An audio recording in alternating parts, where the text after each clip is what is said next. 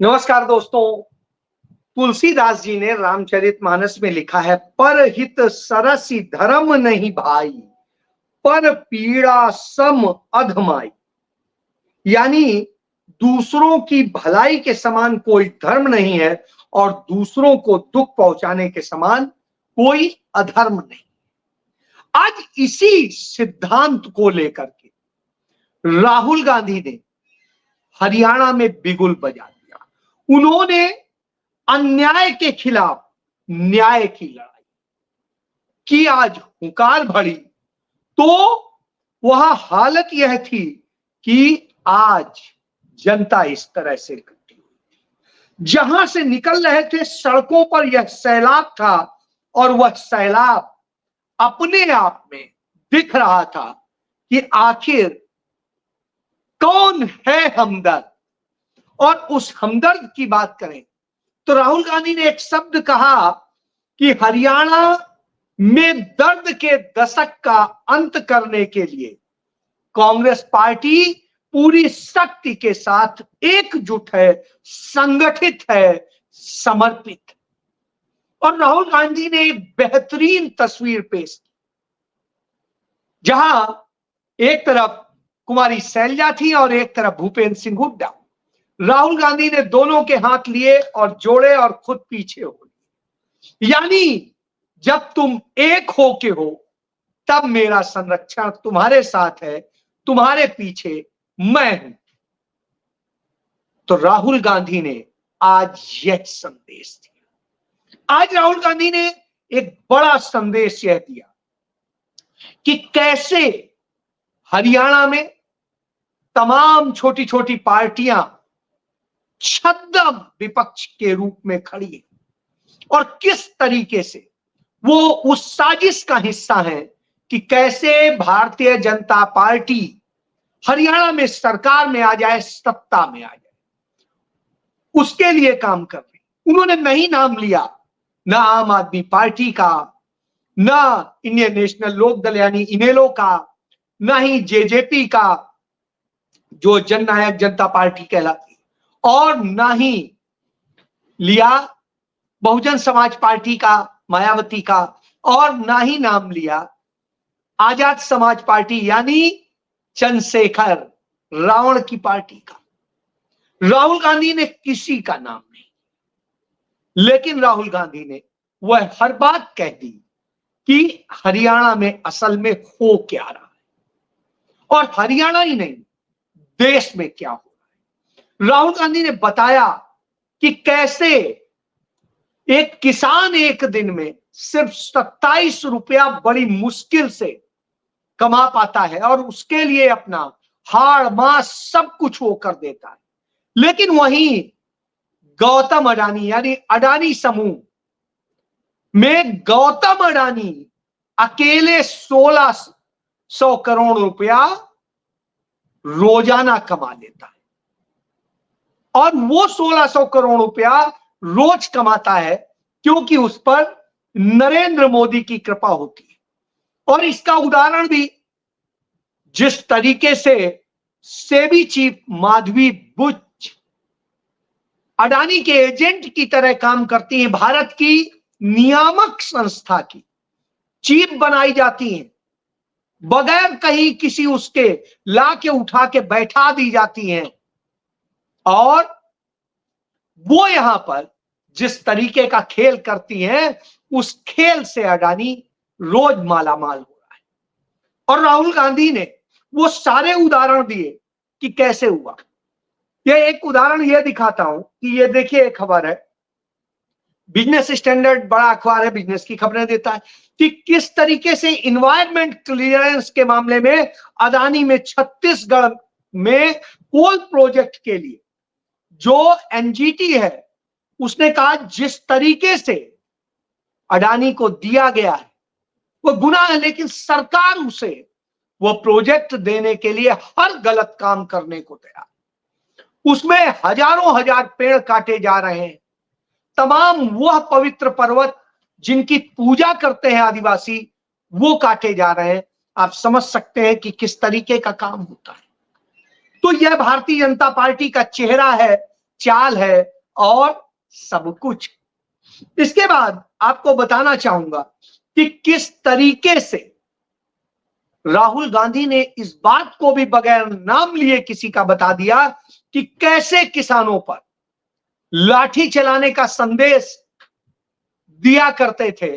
मनोहर लाल खट्टर जब मुख्यमंत्री थे, उनके गृह मंत्री अनिल विज ने किस तरह से किसानों पर गोली चलाने का आदेश दिया था और 65 किसान मरे हैं शंभू बॉर्डर पर।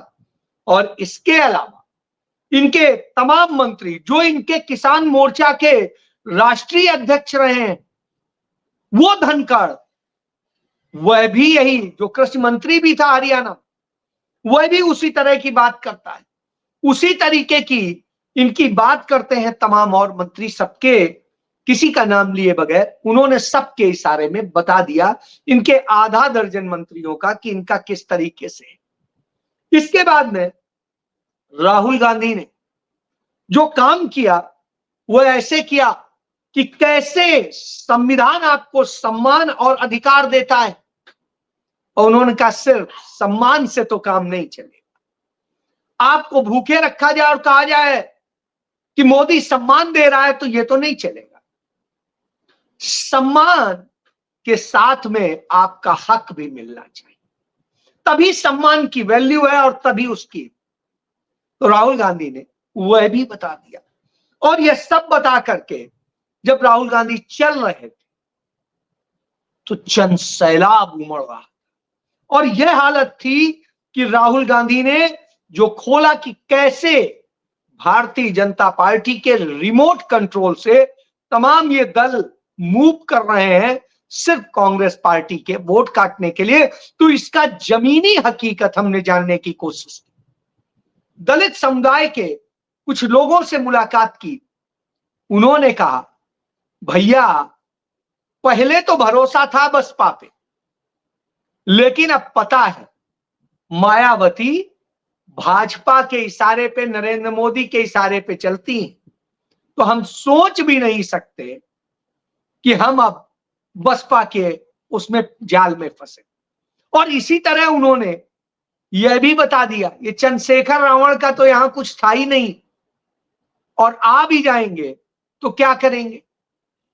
असल में ये भी तो वही कर रहे हैं, नहीं तो जिसका अभी अभी सांसद बना है, जिसके पास में कुछ वो नहीं था, वो हेलीकॉप्टर से पूरा हरियाणा नाप रहा है कहां से पैसा आ रहा है। यानी उसको भी पता है अडानी अंबानी कैसे पैसा लगा रहे हैं कि कांग्रेस की सरकार ना आए, मोदी की सरकार आए, और इसलिए इन छद्म दलों को वह दिया जा रहा। तो राहुल गांधी ने कहा अडानी के अकाउंट में सुनामी की तरह से पैसा आता है और आपके अकाउंट से तूफान की तरह से पैसा उड़ जाता है। तो यानी आप समझ लीजिए कि सुनामी पैसे की वहां आ रही, उनको मिल रहा है, उनके यहां इन हो रहा है, आपके यहां से आउट हो रहा है। तो यह हालत। राहुल गांधी ने वह भी जिक्र किया कि कैसे इस देश के SC ST OBC की यदि आप बात करेंगे, वही तो सफाई करता है, वही तो इस देश को स्वच्छ बनाता है। सीवर और सेप्टिक टैंक की सफाई करने के वक्त 92% जो लोग हैं वो इसी वर्ग से आते हैं। कोई SC होता है, कोई ST होता है, कोई OBC होता है। तो यह आंकड़ा बताता है कि किस तरीके से मजबूरी के हालात में यह लोग जी रहे हैं, जिस जिंदगी को आप जीना नहीं चाहिए। यानी आपको जो नहीं पता वह स्थिति है। तो हरियाणा विजय संकल्प यात्रा आज उन्होंने अपनी बहन प्रियंका गांधी के साथ शुरू। इस यात्रा ने वह काम कर दिया है। पहला दिन था, पहले दिन अंबाला जिले की जो पंचकुला से बिल्कुल सटा हुआ है, उससे नारायणगढ़ सीट से उन्होंने शुरुआत की, और वहां से वो जब चले यमुनानगर की तरफ, यानी सहारनपुर वाले रोड पे, तो चलते चलते जनता ऐसे चल रही थी कुछ कहना नहीं। और एक जगह तो एक बड़ा शानदार सीन आता है कि एक किसान अपनी लठ लेके साइकिल से जा रहा है, राहुल गांधी का काफिला निकलता है। काफिला उसको ना तो किनारे होने को कहता है और ना ही उसे रोकता है। राहुल गांधी की गाड़ियां, जो काफिले की गाड़ियां थी, वो थोड़ा सा साइड ले लेती, जिससे किसान को तकलीफ ना हो। आप याद करिए वह दिन 2022 की बात है। नरेंद्र मोदी गए थे फिरोजपुर, और फिरोजपुर में किसान खड़े थे कहीं पर, वहां से कई किलोमीटर दूर। और जब कई किलोमीटर दूर खड़े थे तो गाड़ी रुकवा ली एक पुल पर, और उसके बाद क्या बोले थे, अपने मुख्यमंत्री से कहना मैं जान बचा के आ गया हूं। अब आप सोचिए, जान बचा के आ जाते हैं, यहां राहुल गांधी को कोई महसूस ही नहीं होता है।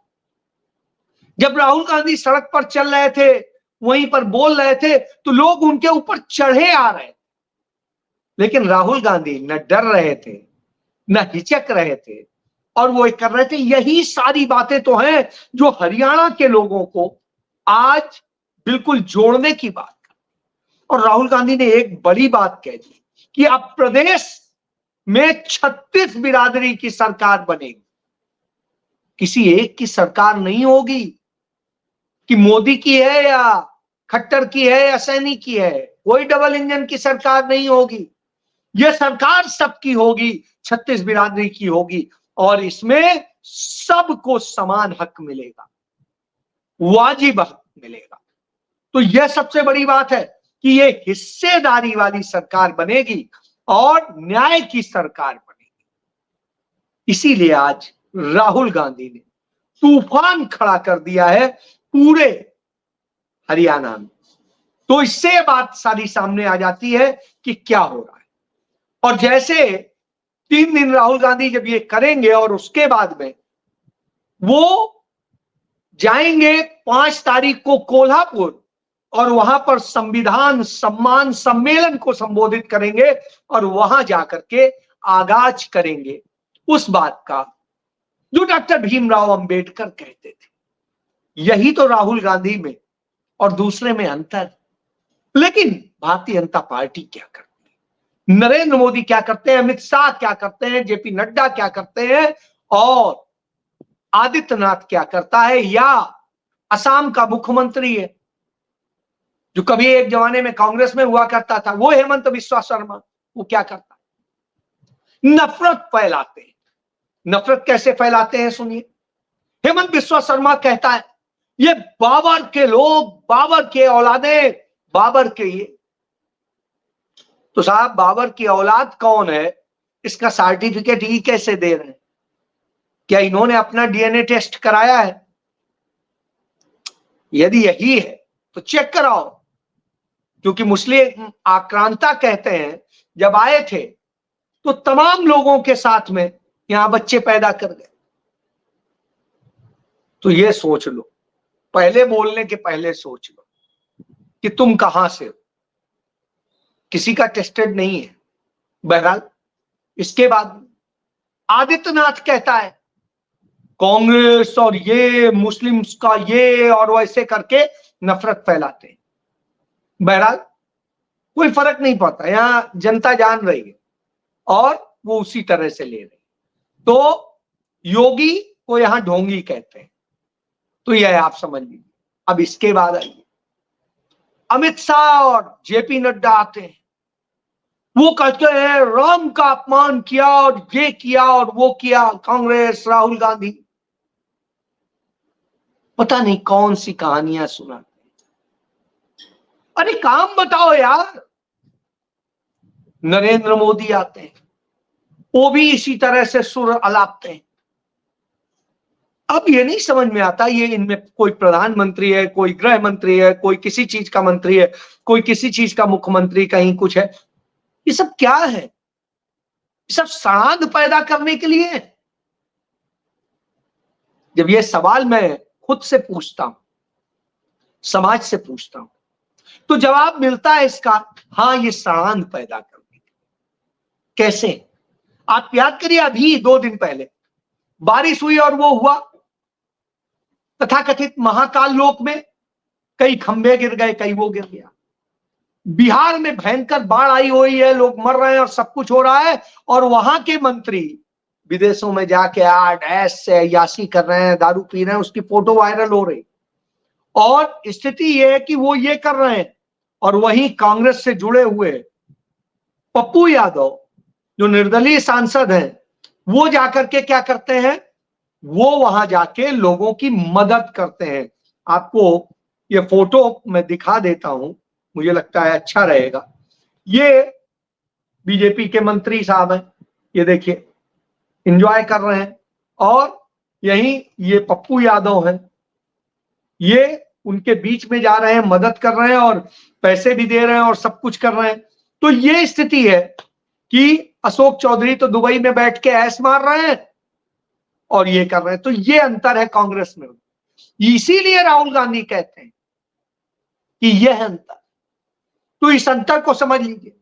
और नरेंद्र मोदी जो कर रहे हैं वो भी यही है कि हिंडनबर्ग की जो रिपोर्ट थी उसमें जो आया था कि सेबी प्रमुख माधवी विज अदानी के साथ मिली हुई है, उसके डॉक्यूमेंट्री प्रूफ आ चुके हैं, बावजूद इसके ये नहीं कहेंगे। तो मोदी कर क्या रहे? मोदी इस देश के साथ धोखा कर रहे हैं, चाइना के लिए काम कर रहे हैं। और इसका उदाहरण ये आप देखिए, ये है कि जो लुधियाना की होजरी इंडस्ट्री थी उसमें चाइनीज कपड़ों का 60% तक कब्जा हो गया, और इस बार 1500 करोड़ रुपए मूल्य के कपड़े जो है उनके खरीदे। अब आप समझिए यह स्थिति है, तो आप कौन सी उम्मीद करेंगे? क्या बना रहे हैं, कौन सा देश बना रहे हैं? तो आप झूठ बोलेंगे, नफरत फैलाएंगे। और ऐसा ही नफरत का खेल ये हिमाचल में कर रहे हैं, दिल्ली में कर रहे हैं, दूसरे और राज्यों में कर रहे हैं। आपको मैंने कल बताया था कि जयपुर में किस तरीके से एक बेचारे गरीब सब्जी बेचने वाले मुस्लिम समुदाय के युवक को किस तरीके से पीटा था, और उसके बाद में तमाम चीजें। वो वहां के नफरत फैलाने वाले एमएलए जो ऐसी छोटी पार्टियों की मदद के कारण जीत गया बाल मुकुंद 900 कुछ वोट से। यदि आम आदमी पार्टी जो 600 के आसपास वोट लेके गई थी और एक और ऐसी पार्टी, यदि ये ना होती तो वो चुनाव हार गया, तो बहरहाल वो एमएलए हो गया। तो वो उसके लोग नफरत फैलाने का काम करते हैं, कहीं मीट की दुकानों पे, कहीं कहीं कहीं पे हमला करते हैं। तो वो भी कर रहा था। बहरहाल अब इन्हीं का एक नेता पटपरगंज दिल्ली में जाता है और लोगों को धमकाता है, दुकानदारों को, कि अपने यहां ये नेम प्लेट लगाओ, नहीं लगाई तो ये होगा वो होगा, और सब कुछ है। दिल्ली अपराधों से घिरी हुई है, लेकिन कोई सुनने वाला नहीं, कहने वाला नहीं, और इसके खिलाफ आम आदमी पार्टी भी नहीं बोल रही। फिर तीसरी घटना बताता हूं जो हिमाचल में हुई थी। हिमाचल में एक मुख्यमंत्री है जो वीरभद्र सिंह का बेटा है, दूसरी बीवी का, वो कहता है उसने ऑर्डर जारी किया। बहरहाल राहुल जी के जहन में ये बात पता चली, उन्होंने तुरंत सुक्खू को कहा और सुक्खू ने तुरंत वो आदेश वापस करा दिया और ताकीद करने के लिए कह दिया। हाईकमान ने उसे बुलाया और कस की क्लास लगाई, और स्थिति ये हुई, इतनी क्लास लगाई कि उसकी हालत बिगड़ गई, और कह दिया कि यदि आपको इस पार्टी में रहना है तो आपको उन वैचारिक स्थितियों विचारधारा के साथ रहना होगा, नहीं तो हम आपका फिर इलाज करेंगे। तो यह आपको दिखाता हूं, यह इस बात का सबूत। तो अब ये बोले खड़गे से मिले विक्रमादित्य, कहा पार्टी के रुख के साथ हैं। और ये क्यों कर रहे थे? क्योंकि असल में ये लोग नफरत वाले लोग, और नफरत वाले लोगों से और क्या उम्मीद करेंगे? तो ये यही कर रहे थे। जब चुनाव का समय आता है तो ये भाजपा के लिए मां बेटे काम करने लगते हैं, ये आप देखिए। तो ऐसी सिरदर्दी बढ़ाने का काम करते हैं, क्योंकि असल में ये, बहरहाल आज की डेट में यदि इनके साथ में कुछ वैसा हुआ, क्योंकि चुने हुए विधायक हैं, तो ऐसी स्थिति में सरकार भी संकट में आएगी और जो कुछ बचाया जा रहा है वो नहीं बचाया जा सके।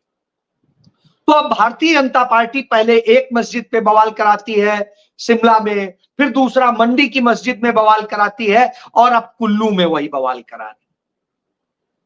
तो इस तरह से लगातार लगातार इस तरह की घटनाएं हो रही। एक घटना नहीं, लेकिन राहुल गांधी के कड़े रुख ने हवा तो खराब कर दी है और अब उन सबको शालीनता के साथ क्यों ये चाह रहे हैं, क्योंकि यदि कांग्रेस पार्टी की सरकार है वो लाठीचार्ज कर दे, कुछ कर दे, तो ये महाराष्ट्र में भी बुनाएंगे जाके कि देखिए हिंदुओं पे लाठी चला रहे हैं, ये हरियाणा में यही बुनाएंगे, ये जाके झारखंड में बुनाएंगे। तो ये चुनाव का फायदा लेने, नहीं तो इतने सालों से मस्जिदें बनी हुई हैं वो, तब नहीं सवाल उठ रहा था कि ये अवैध है, ये है, वो है। तो साजिश को समझिए, भाजपा इस तरह की साजिशें करती है, छोटे दलों को किस तरीके से साजिश करेगी, इनके जरिए साजिश करेगी, उनके जरिए साजिश करे, तो ये साजिश का हिस्सा है, इनसे सावधान रहिए।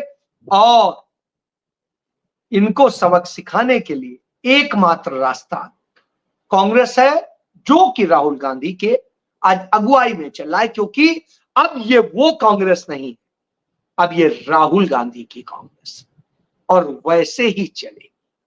जय